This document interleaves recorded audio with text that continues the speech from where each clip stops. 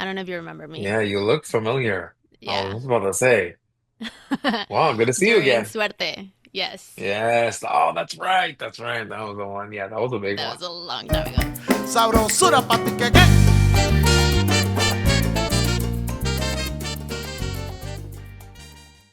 Halfway through our interview, Pascual Gutierrez said, "We need to be laughing more. We need to be breaking things. We need our own Harry Potter. We shouldn't just be making movies about violence between brown people. We need this." And this was during our conversation about Serious People, his experimental comedy that premiered at Sundance and has been making audiences laugh, cringe, and question what's real and what's actually performance. Pascual is one half of Clica, the Mexican American directing duo behind over 1.5 billion YouTube views from videos for artists like Bad Bunny, The Weeknd, and Rosalia. Pero este film, this is different. What happens when the opportunity of a lifetime arrives on the same day as your first child is due? For Pascual, the answer wasn't choosing between career and family. It was actually trying to be two people at once. This film was shot during his wife Christine's real pregnancy with his actual friends playing versions of themselves in Serious People, which is the movie. It's about hiring a doppelganger or a double to take your place at work and watching everything fall spectacularly apart. El día de hoy, I sit down with Pascual and his co-director Ugh. Ben Mullinkosson for a conversation that goes deep fast. But this goes way beyond the film itself. We go, of course, in very Cafe con Pan fashion, we go into the weight of echando la mano, the cultural responsibility that talks about how we should pull others up with us, and what happens when mentorship meets on readiness. We also talk about the replaceability of people in this very clout heavy LA and what it means to be the only in spaces that weren't built for us. Pascual is going to get raw about the fear that becoming a father would mean losing himself and his friendships, an anxiety that lives in the bones of this film, even as it makes you laugh or cringe. Ben also shares what it was like to leave China to help tell his friend's story, knowing that they might never get another chance. And together, they break down why they made what Pascual calls a white movie, a richer Linklater style mumblecore experiment, as Mexican Americans who refuse to be put in a box. We get into the hard stuff too, the impossible balance between protecting what we've built and opening doors for others, the burden, the representation, and why Pascual will never make another film with guns or violence between Latina people. This movie, as you will hear me say, made me anxious, made me laugh, made me think about every time I personally have been told, "Oh, we already have a Latina podcaster, so we can't bring you in." Cringe. So, if you've ever felt the weight of being the only, the fear of not being ready, or the tension between ambition and showing up for the people you love, esta conversación es para ti. Aquí es donde we get emotionally honest, culturally grounded, and refreshingly real, hopefully. It's about the messy middle of becoming who you're meant to be while being terrified of losing who you are. Ve por tu cafecito and let's get into it. We don't have a lot of time, so I'll get right into it. So nice to meet you both. I was a ball of anxiety when I was watching this movie. I was Team RJ the whole time. So Good. Good. yeah, yeah, I was like, oh my gosh, why is he saying these things? But we'll start with Pascual. So in your director's statement, you talk about the fear that becoming a parent would cause you to grow apart from people in your life. And Hmm. it's a vulnerable thing to admit, especially as we're in an industry that sees aging and parenthood as something restrictive. So I'm curious Yeah. about where did you learn that that fatherhood could potentially mean loss instead of expansion? I didn't necessarily learn it from anybody because I'm kind of the only one still in my group of friends that has like become a parent. And so I have a big family in real life, and I'm one of five and I'm one of the youngest. So I've been able to see like my brothers and sisters, before me, become parents and have kids. And, I've been an uncle since I was like 11 or something like that. So I know a lot about family. But I think when it's related to this industry specifically, I didn't really have much of a point of reference. And I think a lot of the anxiety and the fear about that is just coming from me. It's Mm, coming from how I actually feel, and a lot of my trepidations around what that looks like. It's very emotionally honest. As like completely absurd as the movie of Serious People is, and how much it's a obvious satire and it's ridiculous and it's a cringe comedy, like it's coming from this place that is like very strangely real. mm. Yeah. It felt it. So, Ben, you come from documentary filmmaking, but you also have known Pascal like for years. You went to film school together, and when you got the call of Christina's having a baby in 5 months, was it 5 months? Yeah, and we have to make this movie. What went through your head as you heard that when he was like, "Otherwise, we're never going to do this." It's tied into the previous question. What was it for you to receive that call? Yeah, I was like, we gotta do this for sure. I mean, I was talking to Pasquale and Christine about making a movie, I think 3 years prior, about them because I think that yeah, like Pasquale and Christine are both geniuses and they're both hilarious and they're really well spoken and also like very self-aware. And so I feel like there's a movie just filming Pasquale and Christine hang out, and there was not even a narrative backbone. So when Pasquale had this dream and then he sent me 10 minutes of voice messages on WhatsApp, You I got a was like, podcast? "Oh, this is great. We have like a Yeah. narrative arc." So, yeah, like I mean, I was all for it. And I mean, yeah, also, yeah, we've been just talking about trying to make a movie for more than 10 Forever. years. And Yeah. yeah, so this was kind of a good opportunity. And the funny thing is, when I showed up, I'm like, okay, we're filming a documentary. And then, it kind of changes. I think documentary is a very flexible, there isn't like one type of documentary. So to me, Serious People is a documentary, but Mm. it's a different take on it. Sure. I mean, I think, smashing the binaries of what filmmaking can be is a lot of what Serious People is. I think that was the intention of it, like we're in a really unique position where we're making a film only truly like for our friends, by our friends. My family is in the film, my dad is in the film, my wife is in the film, RJ's in the film.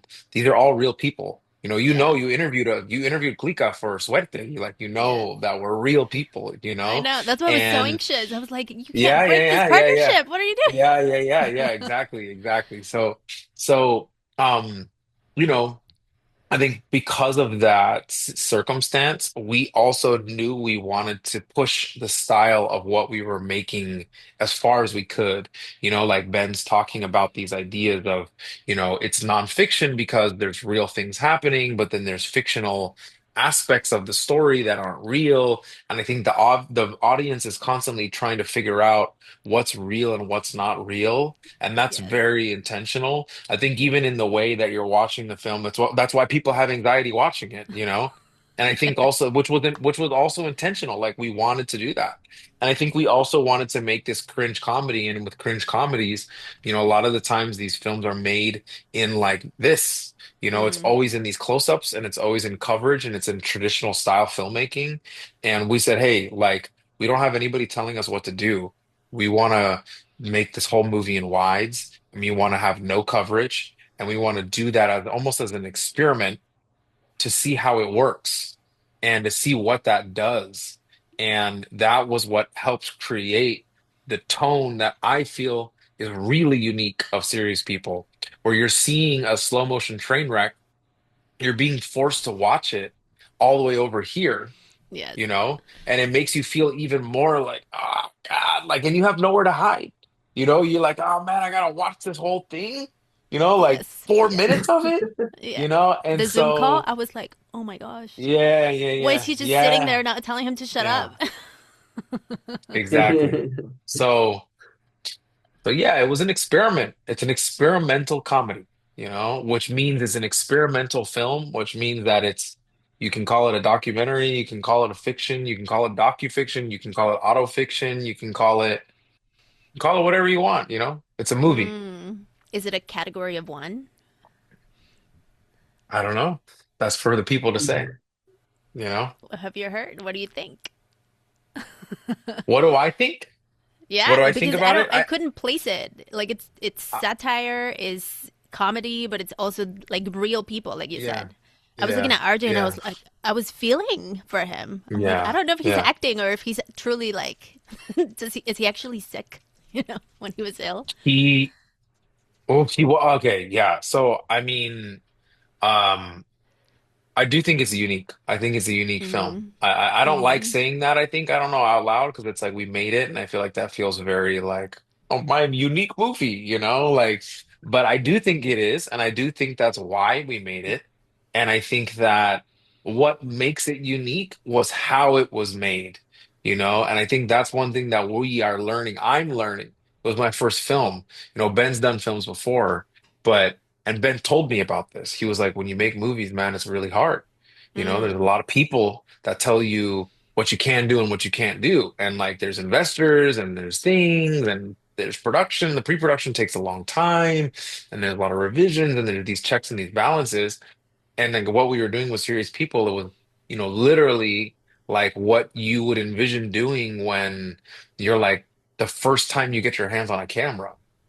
You know, that's what we were doing. We were experimenting with the medium of what narrative filmmaking is. Um, Totally. and I'm so happy that we're even here. You know, we're even having this conversation right now and that people are resonating with it. I love that people hate it. I think that's part of it too. I love that it got to Sundance and we don't know anybody there. You know, we didn't Correct. have any plugs. We didn't have, you know, so like, great. You know, we're just happy to be here. So yeah. Totally. How was it for you two to have such different styles to work together and with this experimental process, especially thinking that you had a tight deadline because it wasn't just like you had a dream and then you sent the podcast to Ben and was like you actually were had time constraints and so things had to speed up. How was that process for you two? Man, you go up and talking too much. No, I mean, I think everything you're saying is great. I mean, I think like working together was really easy, really fun because we made stuff together before. I think more than 10 years ago, we did a Yelp commercial that was really funny. Actually, I feel like that was in a lot of ways the like inciting The concept for this film catalyst? because yeah, the catalyst, that's the word I'm looking for. But it's about this guy named the Fizz Man. And the Fizz Man Mhm. has this iconic line where he says, "Man, you know, life is so hard, life is so difficult, but you can't take it so serious." Like I just Yeah. remember he's this plumber who like turned his life around through Yelp, like getting 5-star reviews on Yelp. And yeah, I feel like, you know, he's not taking things seriously, and I feel like that's the same with this movie. It's like Yeah. Pasqual, Yeah. he is a big music video director, but like, you know, it's just music videos. It's like they're Mm, having a baby. Like what's serious? What's real, you know? So totally. Yeah. yeah, I feel like working together was really fun because yeah, it's same with like Christine knew her for so long and same with like just the it felt like a family affair. It felt more like we're making a home video and trying to do this weird art project more than like we're directing something super intense, you know what I mean? It worked Yeah. out. I think that's what happens when you're curious and you're open to possibilities. Super fun. So Mm. Ben, Thank you.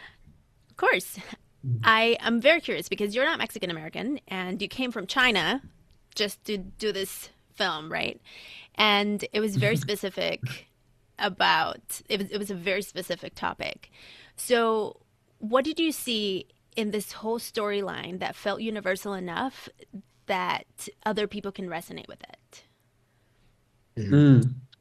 I mean, I think it's the authenticity of it. Like, I feel like I've been saying this a lot, but the scene on the rooftop where Pasquale and Christine are having an argument about the washing machine or amongst other things, I think it's just so real. Like Pasquale and Christine are putting their real selves into their character, but there's no script, you know? So it is Mm, the dialogue. Like we wrote, from 47 minutes to 59 minutes, Christine and Pasquale argue on the roof. You know what I mean? But we didn't that's write it. like what? Yeah. Mhm. Mhm. And so, yeah, like I feel like when we allow ourselves to be vulnerable, we create a truth that other people can relate to. So I feel like in that moment when Christine is actually kind of expressing herself. And same with Pasquale. It's like, I'm not going through a midlife crisis, Like, I feel like these are real emotions that, yeah, that like everyone can connect to, not just directors, not just filmmakers, but yeah, I think a lot of like people becoming parents, people in relationships, like, so many people have said, I've been on that roof after seeing the movie, Mm, like Mhm. you can see yourself in the characters. And so, yeah, I feel like that's like like this version of reality that we're showing is something that I can really connect to and I think is special about the film. I love that.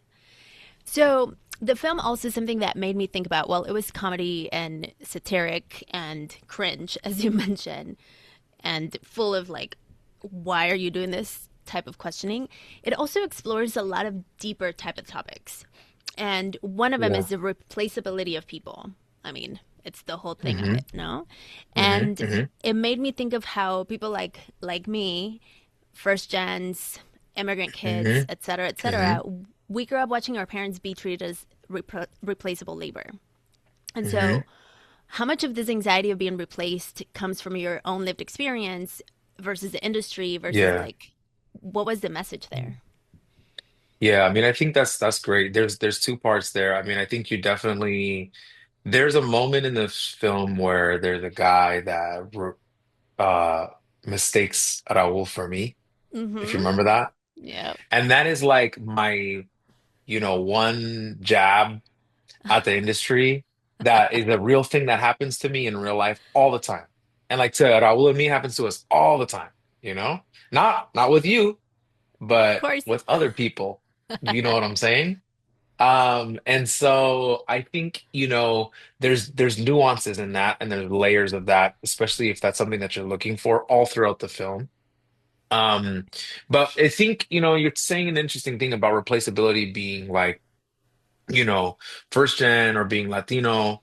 It's interesting because I think in this industry, there's already so few of us being represented, period, which I Mm-hmm. think is why there is a lot of dialogue happening also about this film that's even unrelated to the story.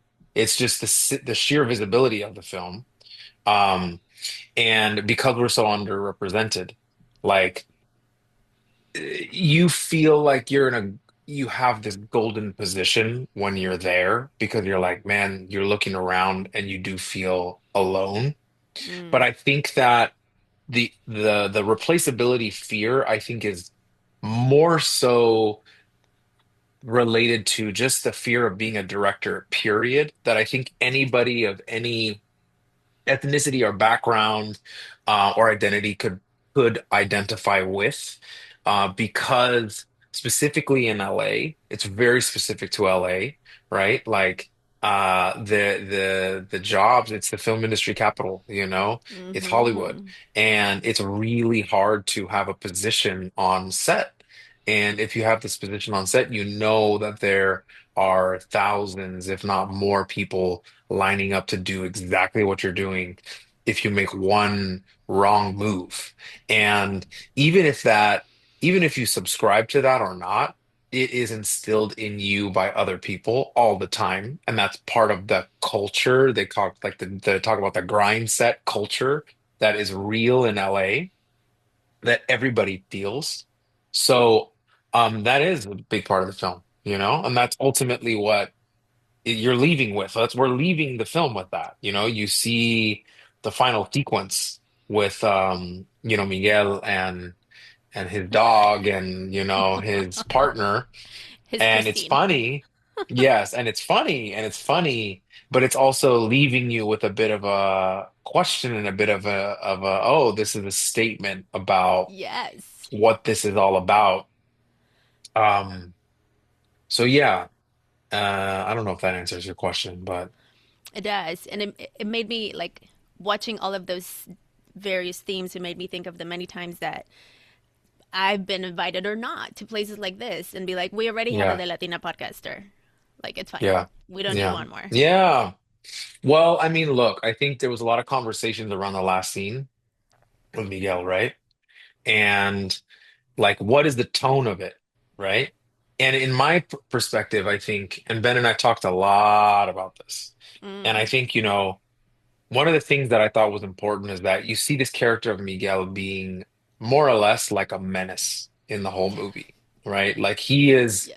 he is a disruptor. He is an agent of chaos in this movie. Mm, But at the very end of the film, it's really genuine, his reaction. yeah. Like, I can't believe I'm doing this, Like I'm doing this again, And it's so sweet. And it was very, very important because we had multiple endings at one point. It was very Mm, important that we ended this film for people to feel like there is hope for this character of Miguel, because for me, that is something that I would have wanted for him, you know? Like mm, he's gonna have a shot. He can do it, like yes. the door's open. Like that's very nuanced, but I Mm-hmm. hope it's there, Like the music that is playing is hopeful music. It's Nat King Cole. We blew our budget getting Nat King Cole in this movie. You know what I mean? Like this, I don't know. I don't know. I'm ranting about it, but yeah. But it's good because it also made me think of the people like us being in places Hmm. where we have there's actually a study that was done where you have minorities, people that don't, you find yourself being the only in a big room. We feel like we represent everyone. And so there's Hmm. like this responsibility that we have. Like once you're in the room, then it's your role to bring the other people, which is also portrayed in the film when you two Yeah. talk about it. And RJ's like, bro, I know we're about like helping other people, and you're like, this is what we're all about, type thing. But Yeah. then how do you find the fine line between helping and people not being ready? Yeah. Yeah. In real life or in the film? Yeah, both. I think it's really challenging to be honest, because I think that this industry, like I said, it's so gate kept. Like Mm-hmm. everybody that made this movie, our producer, one of our producers, Ryan Hahn, on the day that few days after we wrapped, Ben filmed it. Remember, Ben? You filmed the speech that he had, and it was incredible. It was, I wish we could, I mean, maybe we'll send it to you later. I don't know. He actually, no, he probably doesn't want people to see it because he's really drunk. But but it was this amazing speech where he was like, we did this shit, no one lets you do this, but we did it our own way. And we didn't do it for any like agenda. We did it because this is what we wanted to do and we believe in this. And who cares if people see it or not? Yeah. The fact that we just did it is an accomplishment. And I think that ethos is very much, um, you know, part of what's hard about being, underrepresented in this industry, because like you said, you have an opportunity and you're like, oh, well, I gotta let the homies in here too, Mm-hmm. and you realize how hard it is to get in there. And so we've done like it's just a give and a take, like we try to mentor as much as we can in real life. Like in real life, like Lika, we do that. We do a lot of mentorships. We've had a lot of internships before. I think we try to open the doors wherever we can, you know. Um, but it's also a business too, and sometimes You know, sometimes you can't. Sometimes it's not possible. But I think, you know, I guess the last thing I'll say about this is one thing that I hope the most about Serious People is one of the things I hope the most about Serious People because there's a lot of dialogue. We were at La Leaf, we won at New York Latino, we won Best Narrative Film, which is insane to me. And I think, you know, as a genre of a film, it is not what you would think about when you think about quote unquote, you know, Latino, Mhm. Latinx films. You don't think about this kind of Yes. movie. This is like a white movie, you know. This is like Richard Linklater or like Mumblecore, you know. And I Mhm. think that like the fact that this exists now, I'm hoping that we can show people like, dude, who cares? Like we should just be making things, you know what I mean? Like we shouldn't be just like I'm never doing a story. I will never do a story where there's any if there's any fucking one iota of violence between one brown person and another, if there's a single gun, I'm not fucking touching that script. You can print that. Okay. We need to be laughing more. We need to be Yeah. like breaking things. We need our own Harry Potter. Like we Mhm. need this shit. So Totally. I don't know. Now I'm going crazy. I I gotta like it. I stop that like it. rant. Ben, how was it for you to work with such a diverse cast, team of people? I mean, everyone's been a friend for so long, except Miguel. Miguel was the person I met on this film because Miguel worked with Pasqual previously on Shut Up and Fish, his previous short. So, I mean, but Miguel was also so great to work with because he shows up 4 hours before production starts, and yeah, he's just ready to go. So, I mean, yeah, for me it was great. Like everyone, I just knew everyone for so long. So, yeah, I didn't even. It's like, yeah, yeah. How fun. Well, I had a lot of fun watching it.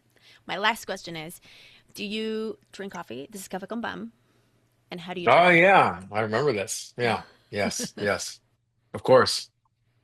So what's your favorite form of coffee? Then you go.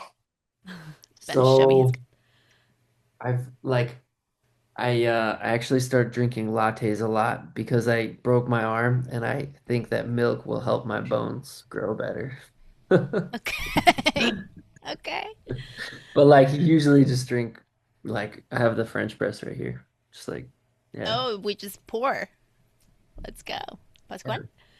Hey, lattes. Just like Miguel. Just like the movie? Just like Miguel. And guess what? Only hot. Only hot. Fuck ice. Yes, yes, indeed, indeed. All right. Thank you so much, you all. This was awesome. Thank you. Bye. Appreciate you. Sabrosura pa' ti que